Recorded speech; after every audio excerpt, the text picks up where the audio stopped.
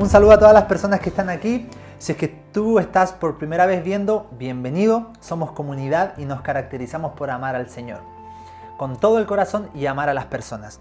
Hoy día les quiero compartir un tema que está en mi corazón desde hace un tiempo y tuvimos un discipulado el día viernes, con nuestro pastor. Y hay algo que ahí marcó mi corazón y por eso es lo que les voy a compartir el día de hoy, que lleva por título Fe Generacional. Repite ahí conmigo en su casa, Fe Generacional, ¿sí? O podríamos decir fe multigeneracional, sí, pero generacional se entiende. Ahora, si a usted no le gustó este título, usted póngale el título que quiera, ¿ya? Pero vamos a comenzar. ¿Qué les parece si oramos? Gracias, amado papá, por este día, por estar juntos. Espíritu Santo, te pedimos que tú seas manifestándote en cada una de las casas, de los hogares que estamos en esta transmisión. Gracias, Señor, por el privilegio de ser tus hijos. Y declaramos que nuestra vida, nuestro espíritu, nuestra alma y nuestro cuerpo está dispuesto a lo que tú nos quieres entregar el día de hoy. Todo cansancio, toda distracción se va de nuestras vidas en el nombre de Jesús. Y tú te manifiestas ahora y siempre. Eso lo creemos y declaramos con nuestra boca que tú eres el Señor de nuestras vidas. En el nombre de Jesús, amén. Amén. Fe generacional. No sé si usted se ha dado cuenta que en este tiempo el enemigo, como siempre lo ha intentado hacer, a través de todas estas situaciones y específicamente a través de esta supuesta pandemia, a través de este virus que ha afectado a tantas personas, ha querido debilitar las ideas de Dios, ha querido debilitar lo establecido por Dios en esta sociedad. Bueno, lo lleva haciendo desde mucho tiempo y a través de las leyes, a través de las políticas, a través de todo, de los mensajes, de los medios de comunicación, siempre ha querido eliminar lo que está correcto ante los ojos de Dios. Pero específicamente yo estaba analizando y una de las cosas que el enemigo ha utilizado a través de este virus no solamente es atacar la salud de las personas, sino que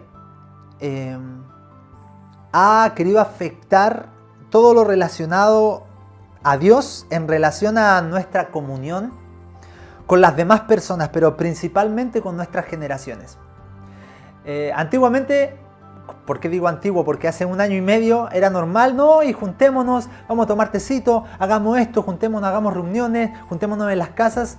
Pero ahora la comunión ha estado siendo tal vez por internet, por Zoom o por cualquier plataforma digital.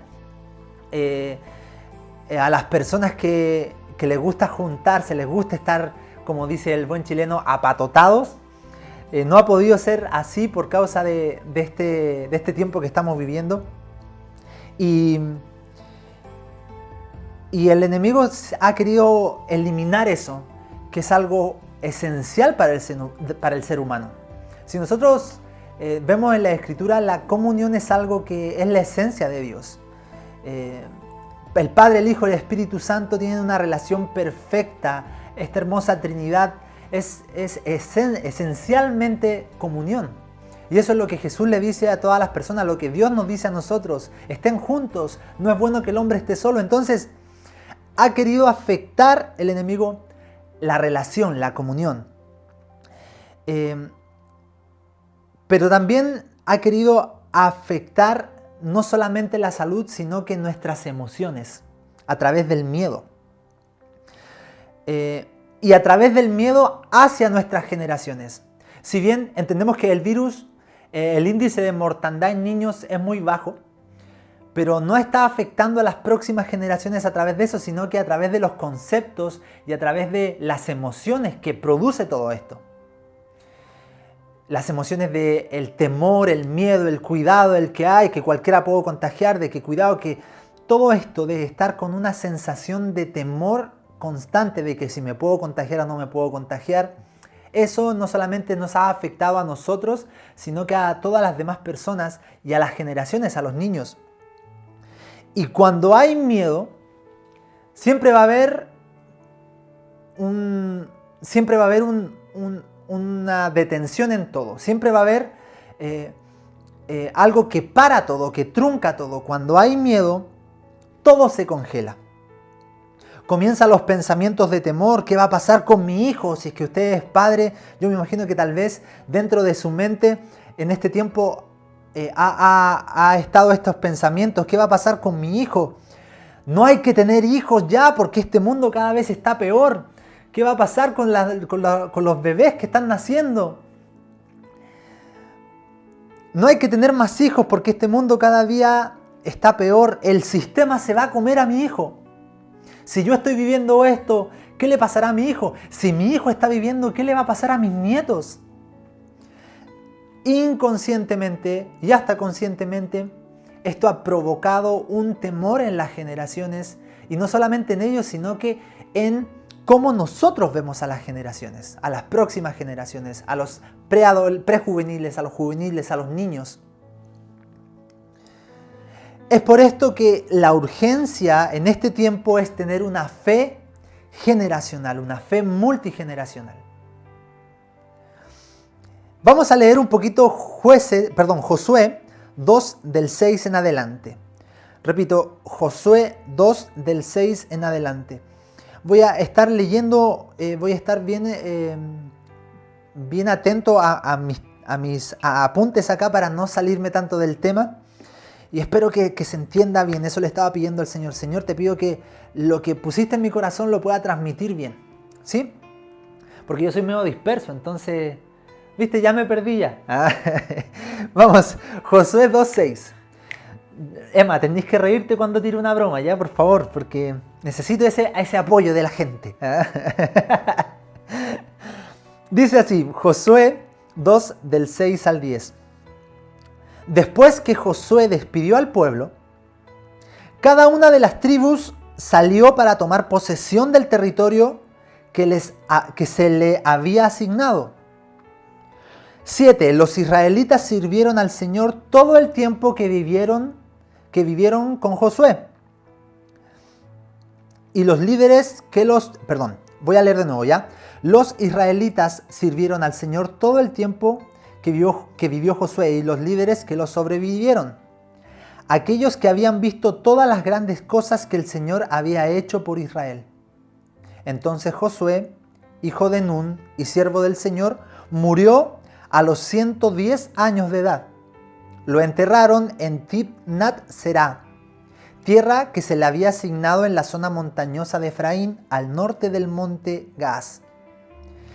Y vean el versículo 10, dice: después de que murieron todos los de esa generación, creció otra que no conocía al Señor, ni recordaba las cosas poderosas que Él había hecho por Israel. ¡Wow! Vamos a entrar al contexto, ¿ya? Este versículo, esta historia, este libro de Josué, no sé si es Josué o Jueces. A ver, no quiero decir algo errado y después que me digan y yo vea la grabación y después me digan, ¿sabes qué? Estaba todo errado, estaba todo mal porque no era Josué, era Jueces. A ver si me puede ayudar ahí. Es Jueces, perdón, no es Josué. Jueces 2, 6 al 10, ¿ya? Sí, por eso me parecía algo extraño. Jueces 2 del 6 al 10. Eso es lo que acabo de leer. Miren, el contexto es que el pueblo de Israel entró y tomó la tierra prometida. Pasó todo con Moisés, pasó el desierto, todo. Recordemos que en la generación de Moisés no pudo entrar a la tierra prometida por causa, hay una prédica exhausta de eso. Entonces Moisés murió, se levantó Josué y Josué con todo el pueblo tuvieron la oportunidad de entrar a la tierra prometida al fin. Y Israel entró a la tierra prometida con Josué como líder. Y en Jueces, en el capítulo 1, podemos ver que Israel entra en la tierra y comienza a vivir en la tierra que Dios les prometió, pero no conquista toda la tierra. Usted lo puede leer ahí. Lea todo el capítulo 1 de Jueces y ahí dice que el pueblo de Israel vive en la tierra, empieza a tratar de luchar para conquistar esa tierra, pero no la conquista toda.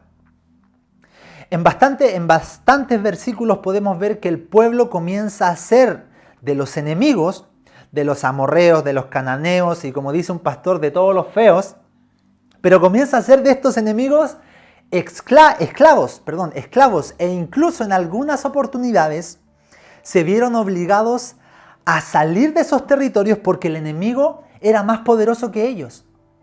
Recuerden que estaban ahí, Israel, se segmentaron en grupos, en tribus y empezaron a conquistar todas las tierras que estaban prometidas para cada población. Y en esos momentos algunos se vieron obligados a salir de esas tierras, a esconderse un tiempo, a prepararse mejor porque los enemigos eran más fuertes que ellos. En ese proceso ocurre un punto de inflexión que nos lleva a lo primero que quiero compartirles. En Jueces 2, del 1 al 3, dice esto: El ángel del Señor subió de Gilgal a Boquim y dijo a los israelitas: Yo los saqué de Egipto y los traje a esta tierra que juré dar a sus antepasados. ¿Sí? Eso le dice el Señor a todo el pueblo de Israel. Y dije que nunca rompería mi pacto con ustedes. Por su parte, ustedes no debían hacer ningún pacto con los habitantes de esta tierra. No deberían hacer ningún pacto, ningún compromiso con los habitantes de esa tierra, porque ellos eran enemigos, tenían que sacarlos de esa tierra que Dios les había prometido a su pueblo. Pero ningún pacto con los de esa tierra, sino destruir sus altares. O sea, todos los que ellos habían construido para otros dioses tenían que destruirlo. Tenían que eliminar estas raíces idolátricas que habían en ese lugar. Pero desobedecieron mi mandato. ¿Por qué lo hicieron? El Señor le dice al pueblo, Dios le dice al pueblo de Israel: ahora declaro que ya no expulsaré a los pueblos que viven en la tierra de ustedes. Ellos les serán espinas clavadas en el costado, y sus dioses serán una tentación constante para ustedes. Y podemos ver todas las peleas que hasta el día de hoy han estado pasando por causa de la desobediencia del pueblo de Israel, de no hacer caso a lo que el Señor les había dicho. Y acá viene el primer punto que quería hablar. Voy a decir 64 puntos y este es el primero, ¿ya? Esa es una broma. Emma, por favor, ríete. Convivir, el primer punto que les quería explicar o que les quiero manifestar es que convivir con lo que Dios te dijo que elimines o saques de tu vida no solo repercute en ti, sino que repercute en tus generaciones. Repito esto: convivir con lo que Dios te dijo que elimines o saques de tu vida no solo afecta o repercute en ti, sino que afecta a tus generaciones. ¿Qué cosas Dios te ha pedido que saques o cambies en tu vida? ¿Estas cosas las hemos sacado? ¿Estas cosas que el Señor te ha pedido que saques, que cambies, que elimines, lo has hecho así? Estas pueden ser cosas pecaminosas y muy graves que tienes que sacar.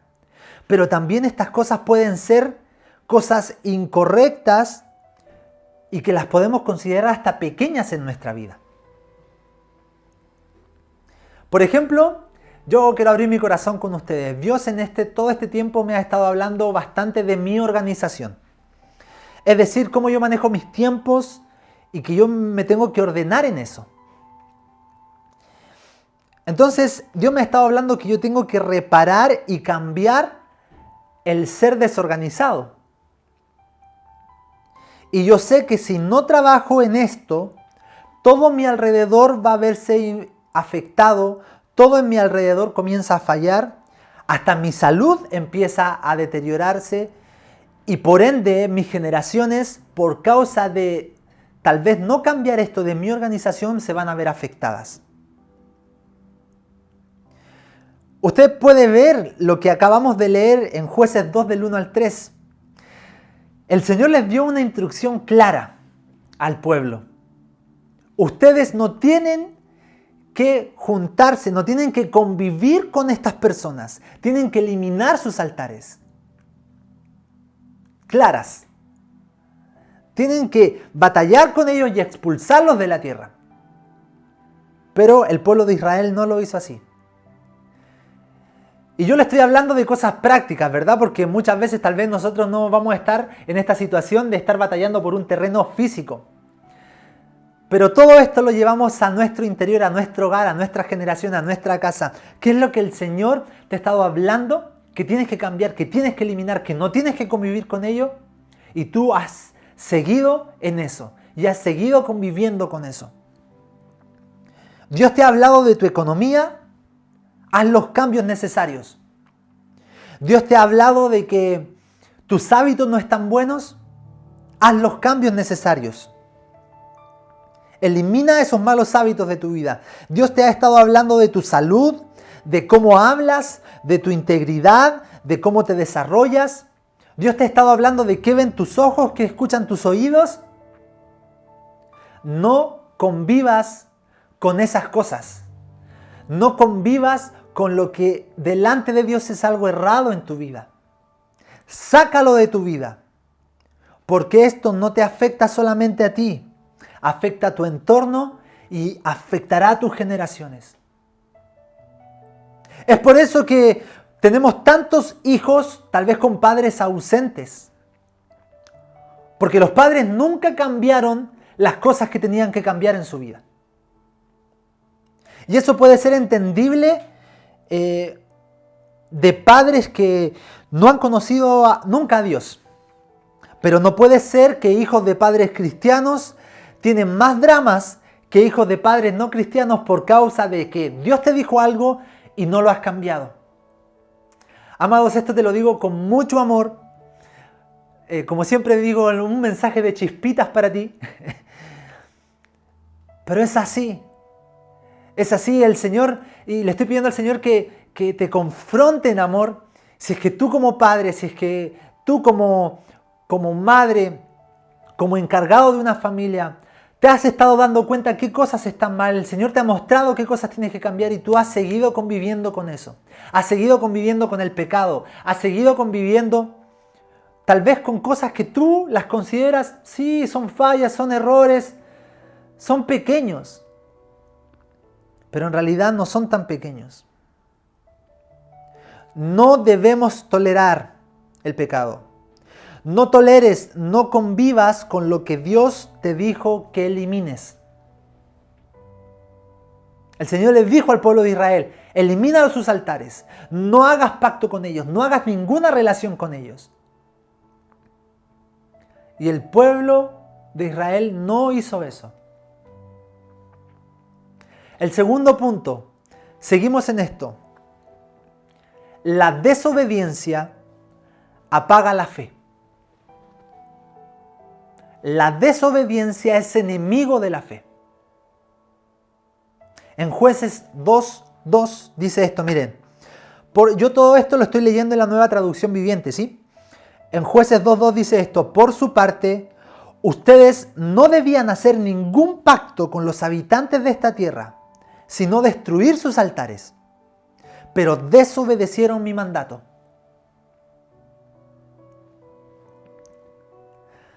La tolerancia a lo negativo es amiga de la desobediencia.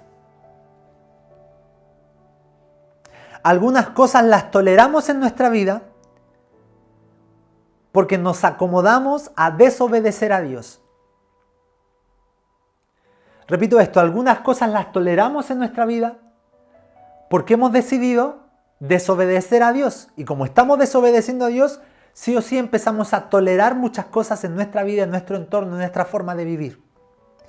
Y por ende, la fe se empieza a apagar en nuestra vida y en nuestro entorno. Es por esto que Dios le pidió a sus discípulos que ellos enseñaran a obedecer a las demás personas lo que Él les había enseñado. Si ustedes ven el gran mandato, la gran comisión, dice, vayan y hagan discípulos a todas las naciones, bautizándolos en el nombre del Padre, del Hijo y del Espíritu Santo, y enséñenles a que obedezcan. En las versiones más comunes dice a que guarden, pero ese guarden es obedecer. Enséñenles a que obedezcan todas las cosas que yo les he dicho, que yo les he enseñado, que yo les he mostrado. Tenemos que aprender a obedecer. El pueblo de Israel desobedeció a Dios y eso comenzó obviamente a eliminar la fe que había en ese pueblo. La fe es la certeza de lo que se espera. Pero ¿cómo iban a tener certeza de lo que iba a venir de alguien a quien no obedecían? Pero ¿cómo iban a ver lo que no se veía? ¿Cómo iban a creer eso que todavía no estaban viendo si no había obediencia? Si es que todo lo que les decía el Señor, ellos no hacían lo contrario, ellos no hacían lo que el Señor les había dicho. Amados, tenemos que entender de que obedecer es una bendición. A mí me llamó la atención una pastora en Argentina que ella dijo, para mí es una bendición obedecer al Señor. Ella estaba hablando sobre que la Escritura dice que las esposas se sujeten a sus esposos, así como el esposo se sujeta a Cristo. ¿Ya? Ahí está el detalle, ¿sí? Ella decía, a mí me encanta obedecer a Dios.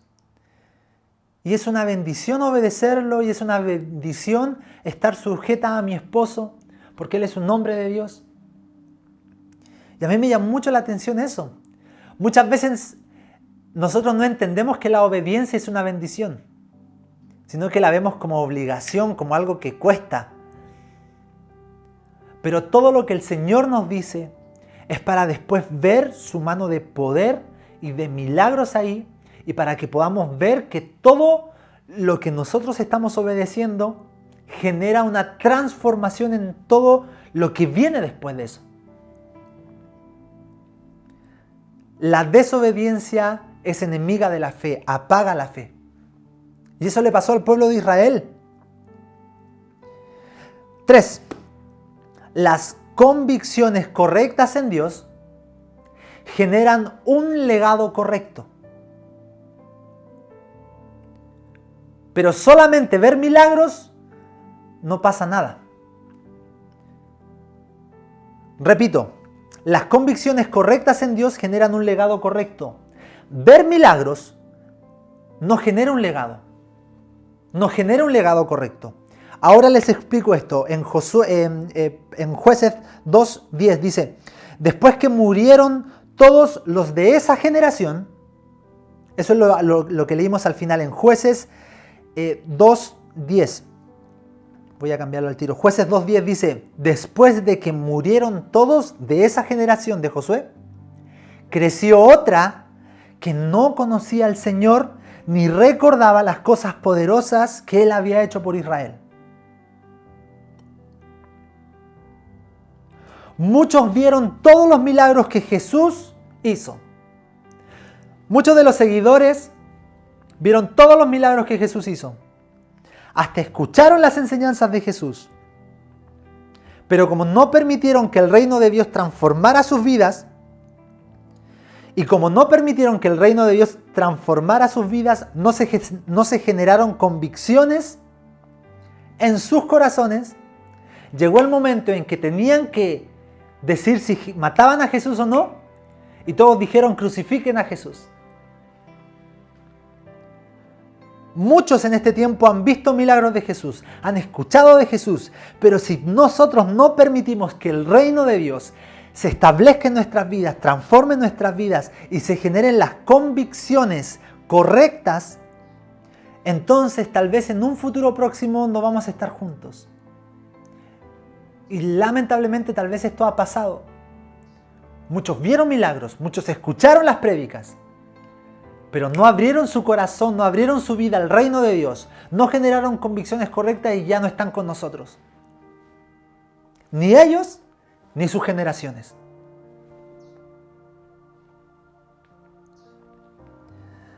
Amados, esto de las generaciones es algo que que vibra en mi corazón. Y se los digo con mucho amor, se los digo con mucho respeto. Muchas veces les pedimos a Dios que haga milagros económicos en nuestra vida, que hagan milagros financieros en nuestra vida, que hagan milagros de diferentes ámbitos en nuestra vida. Y pensamos que esa es la respuesta a nuestras vidas.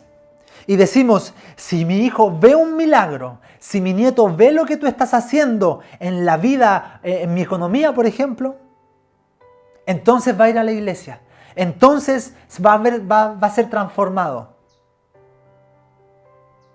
Y lamentablemente no es así. Lo único que hace que una persona permanezca y genere las convicciones en el reino de Dios y camine en el reino de Dios es, vuelvo a repetir, valga la redundancia, generar convicciones correctas y permitir que el reino de Dios se establezca en la vida y empiece a crecer en el interior. La generación de Israel había visto y vivido las cosas poderosas que Dios había hecho. Pero la próxima generación no se acordaba de esas cosas. Esto nos muestra que Dios puede hacer milagro tras milagro. Pero si yo no me lleno de Dios, y si yo todo lo que yo tengo y lo que yo porto del reino de Dios no lo invierto en las próximas generaciones, no sirve de nada. El error que cometió y que yo puedo ver que cometió la generación, tal vez que entró a la tierra prometida, es que lucharon, es que empezaron a desobedecer, es que se empezaron a mezclarse con la religiosidad, con la idolatría, con las creencias de los pueblos paganos. Y se olvidaron de que todo lo que ellos tenían, invertirlo en la próxima generación. Y esa generación, como se olvidó de lo que Dios había hecho, ya no seguía a Dios. Vino una generación que no creía, que no conocía al Señor. Nosotros no debemos conocer al Señor por sus milagros. Debemos conocer al Señor por lo que hace en nuestras vidas. Por la impartición de convicciones en nuestra vida. Hoy más que nunca, nuestras convicciones... ¿Todo bien, Emma? ¿Sí? Hoy más que nunca nuestras convicciones deben ser fuertes, porque el legado correcto es lo único que hará que nuestras generaciones sigan con fe. Hoy más que nunca nuestras convicciones tienen que ser correctas, porque esa es la única manera en que nuestras generaciones continúen con lo que nosotros estamos creyendo, que nuestras generaciones continúen extendiendo el reino de Dios. Ojo que yo no estoy diciendo que el poder de Dios no sirve. Al contrario. Le estamos pidiendo al Señor que el Espíritu Santo se manifieste de tal manera en nuestras familias, en todo, pero no solamente con milagros, porque hay personas que son sanadas de alguna enfermedad y eso queremos, pero si no hay transformación en sus vidas, después del tiempo se olvidan. Y llevan su milagro, podríamos decir, encima. El Señor los sanó de la enfermedad, pero después no están con nosotros. No estoy diciendo que el poder que pedir que el Señor se manifieste con su poder no sirva, al contrario. Porque no estoy hablando de lo que Dios puede o no puede hacer. Estoy tratando de explicar qué actos debemos hacer nosotros. ¿Cuál es nuestra responsabilidad frente a esto? ¿Cuál es nuestra respuesta frente a nuestras próximas generaciones? ¿Qué es lo que tenemos que hacer nosotros para que nuestras generaciones continúen con esa fe y sigan creciendo en fe? Escuché un texto de que se estaba muriendo la generación de hierro y estaban haciendo la generación de cristal, que lamentablemente esta próxima generación, por causa de todo lo que el sistema ha emitido, es una generación que se frustra fácilmente, que no concluye las cosas, etc. Una debilidad humana tan fuerte. Pero nosotros tenemos que declarar lo contrario. Y tenemos que no solamente declarar y orar y ayunar, está bien. Hay una película que dice el cuarto de oración y eso es algo hermoso. Estar orando, intercediendo por tus generaciones. Pero ¿qué más hacemos? Podemos estar pidiéndole a Dios desesperado que nuestros hijos, que nuestros nietos cambien. Pero sigo mintiendo en la casa. Pero sigo teniendo malas conductas en la casa. Podemos estar pidiendo que nuestros hijos, que nuestros nietos realmente conozcan al Dios de poder. Pero sigo con la incredulidad en mi casa. Podemos estar pidiendo que el Señor ame con todo el corazón a nuestros hijos y que los envuelva en su amor. Pero yo no expreso nada de amor hacia mis hijos, hacia mis nietos. Y no solamente estoy hablando de padres. No solamente estoy hablando de padres, sino que estoy hablando también de tú con tus discípulos, tú con las próximas generaciones, con tus sobrinos, con los chicos que tal vez están en tu grupo de conexión y tú eres mayor que ellos.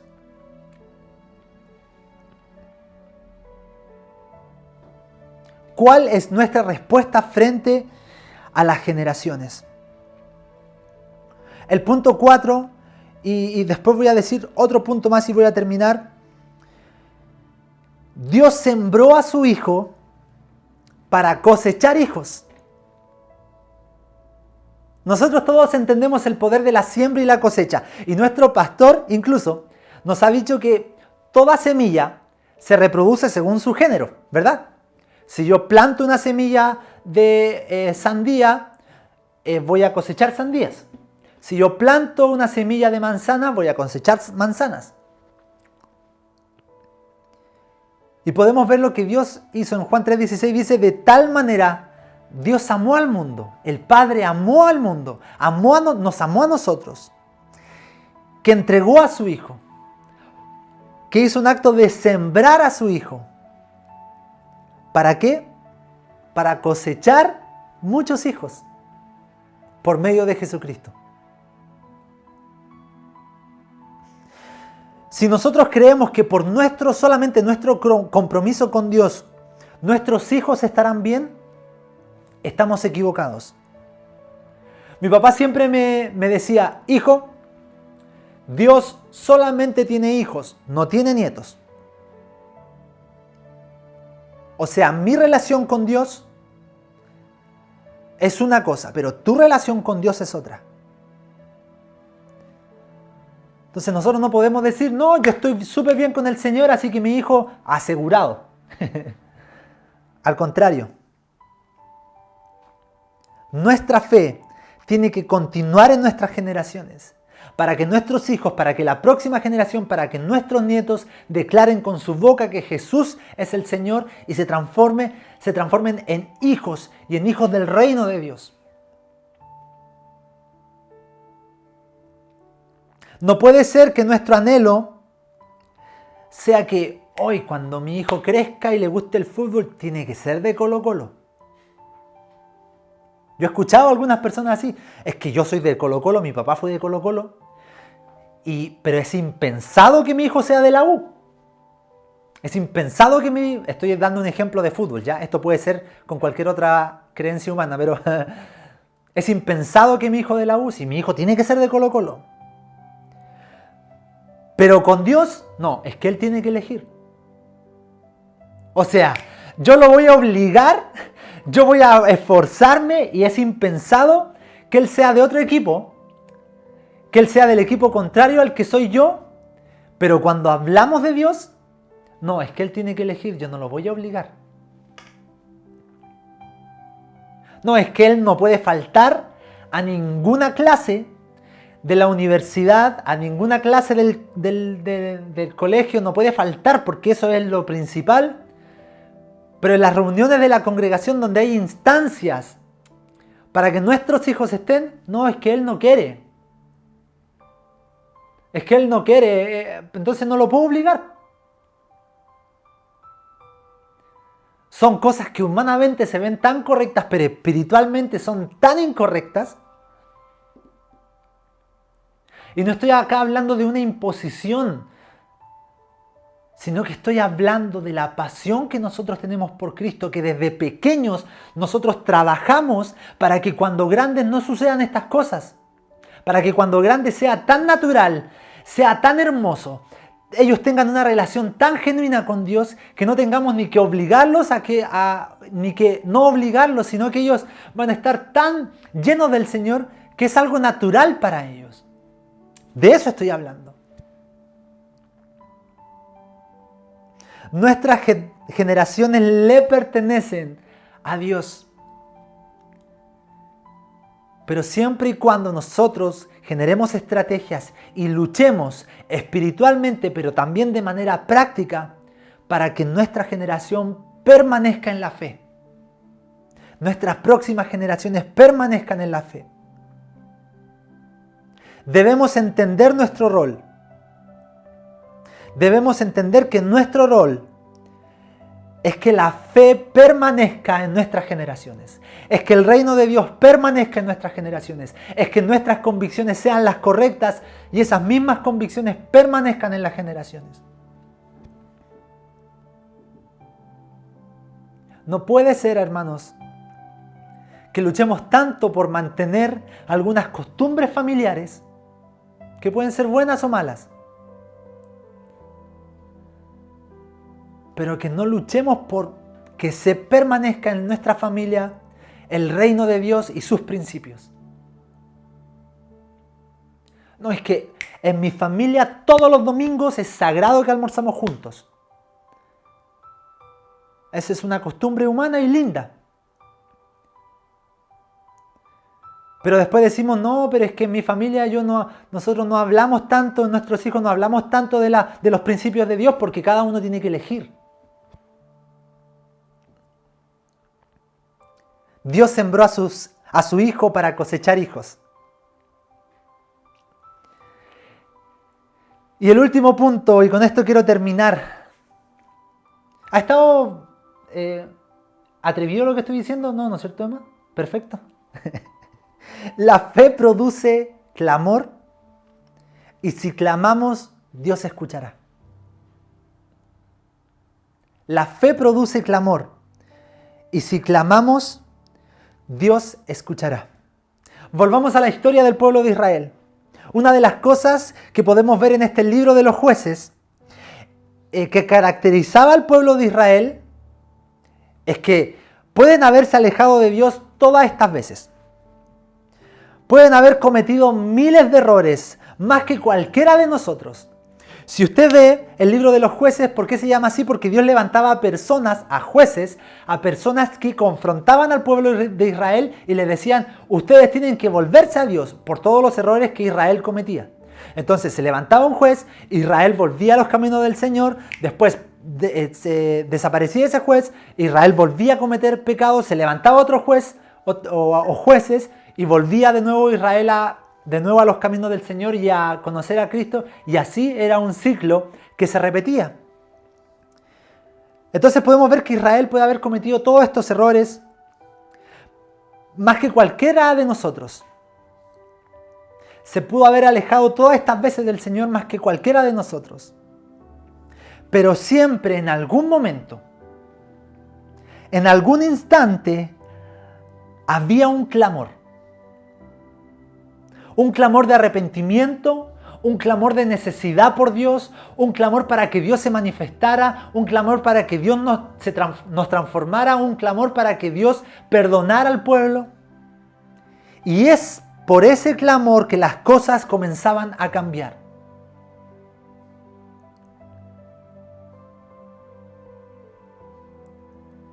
La fe produce clamor. Es por eso que yo no le estoy diciendo que usted no ore ni interceda por sus generaciones. Al contrario, clame. Pero por eso quería dejar esto al último, porque si no hacemos cosas prácticas para nuestras generaciones, el clamor va a quedar solamente en clamor. Pero si hacemos todas esas cosas prácticas y continuamos con este clamor hacia Dios por nuestras generaciones, hacia Dios por arrepentimiento, hacia Dios por manifestación de su poder, ese paquete se junta, ese es un pack pero perfecto. Y ahí vamos a poder ver realmente la manifestación del Señor. Y es algo hermoso porque Dios es fiel a su palabra. Dios nos ama. Dios está diciendo, hijo, clama a mí, que yo te responderé. Eso es lo que dice la Escritura. Clama a mí, que yo te responderé. Esto es una promesa de Dios, siempre y cuando nosotros hagamos algo, que es clamar. Muchas veces no estamos obteniendo la respuesta de Dios porque no estamos clamando.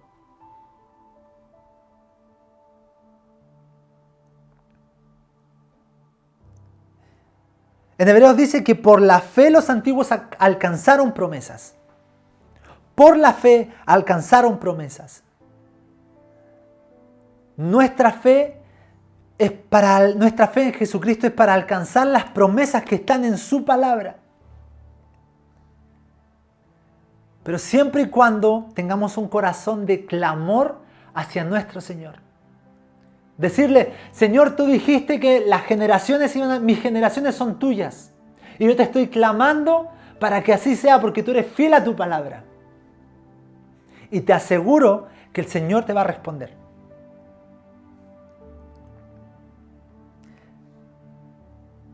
La fe produce el clamor que nuestras generaciones necesitan, porque el clamor no solamente es algo para nosotros, sino que un clamor correcto, lleno de fe en Jesucristo, produce respuesta de Dios para las generaciones. Es por la fe en Jesús que nuestra vida crece. Es por la fe en Jesús que en nuestra vida nace la compasión por las personas. Es por la fe en Jesús que nuestra compasión empieza a crecer.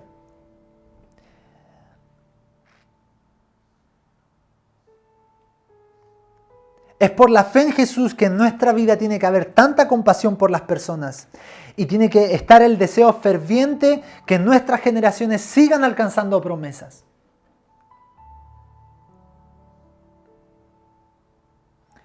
Ese clamor tiene que continuar, tiene que permanecer para que impacte a nuestras generaciones.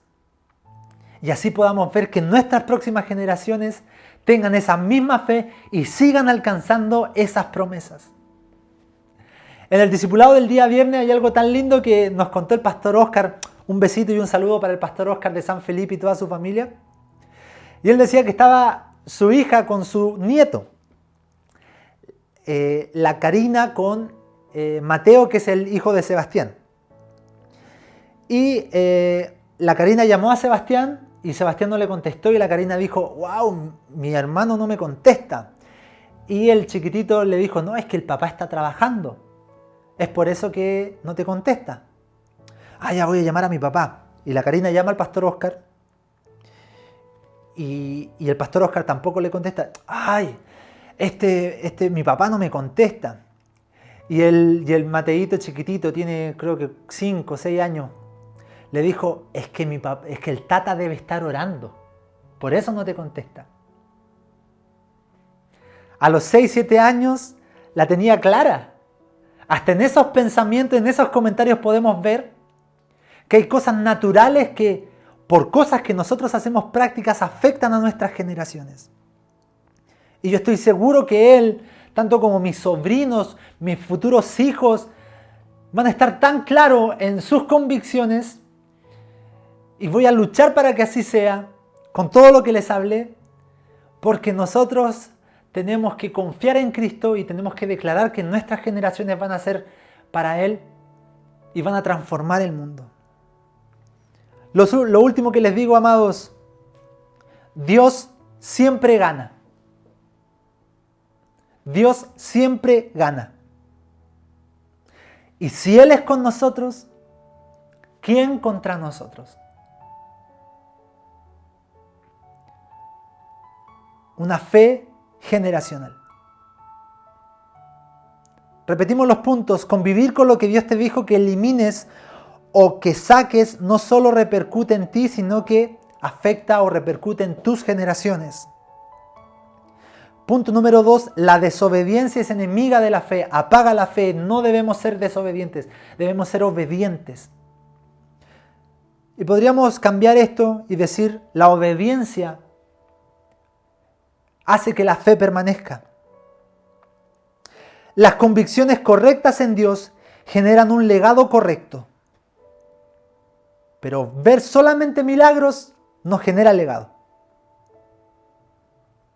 4. Dios sembró a su Hijo, ¿para qué? Para cosechar hijos. Y 5. La fe produce clamor, y si clamamos a Dios, Él, por seguro, escuchará y responderá.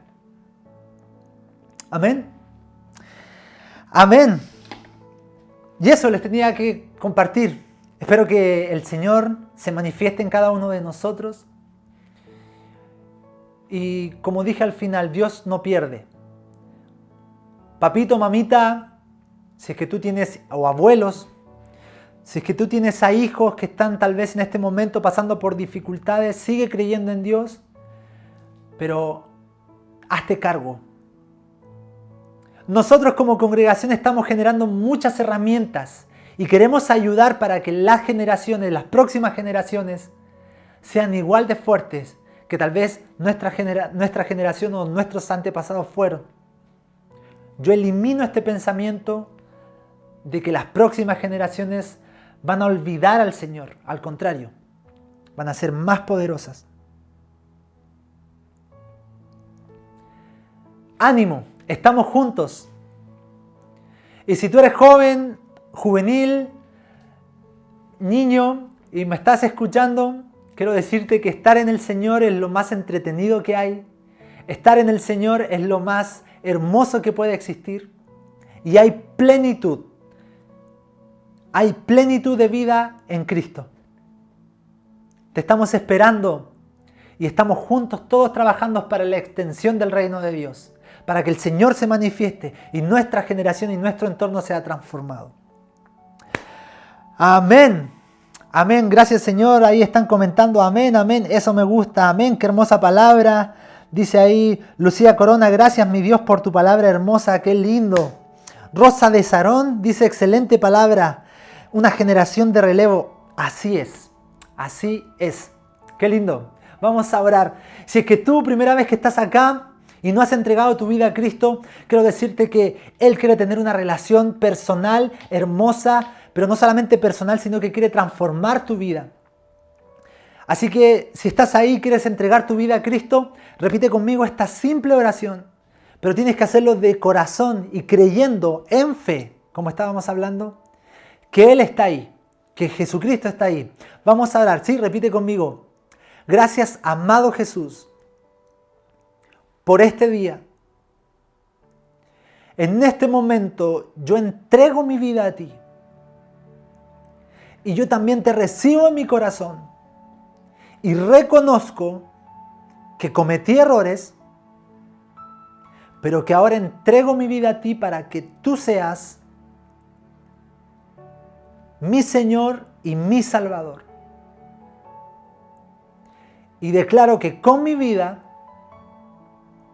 voy a honrarte, voy a exaltarte y voy a transformar este mundo para tu gloria.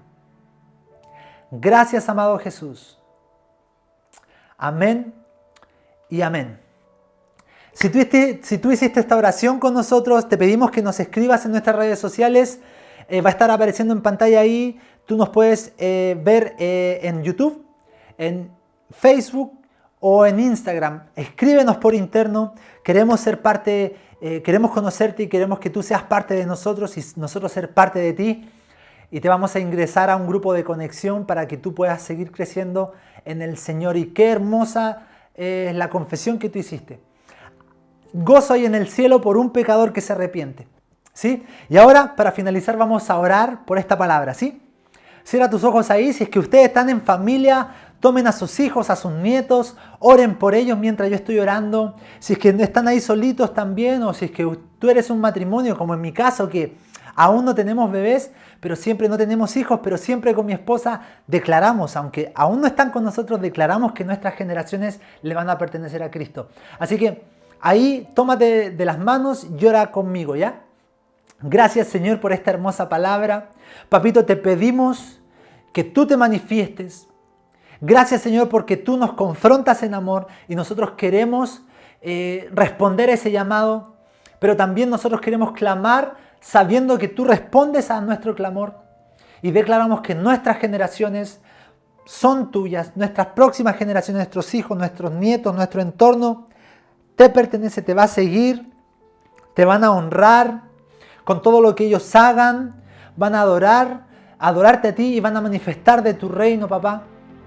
Y gracias, Señor, te pedimos perdón por tal vez los errores que hemos cometido, las cosas que no hemos hecho, pero nosotros creemos que tú eres un Dios perdonador, que tú restauras todo y desde ahora en adelante tu Espíritu Santo sea manifestándote en la vida en las familias de cada uno de mis hermanos y que podamos ver frutos y frutos que permanezcan por causa de la fe que nosotros tenemos en ti, Jesús. Gracias, amado Señor. Gracias porque estamos del lado del equipo victorioso y gracias porque se vienen hermosos tiempos para nosotros, se viene un tiempo hermoso para nuestra ciudad, se viene un tiempo hermoso para la iglesia, que eso no quiere decir que no hayan dificultades ni persecución, pero siempre vamos a creer en ti que tú tienes la victoria. Gracias, Señor. En el nombre de Jesús, amén y amén.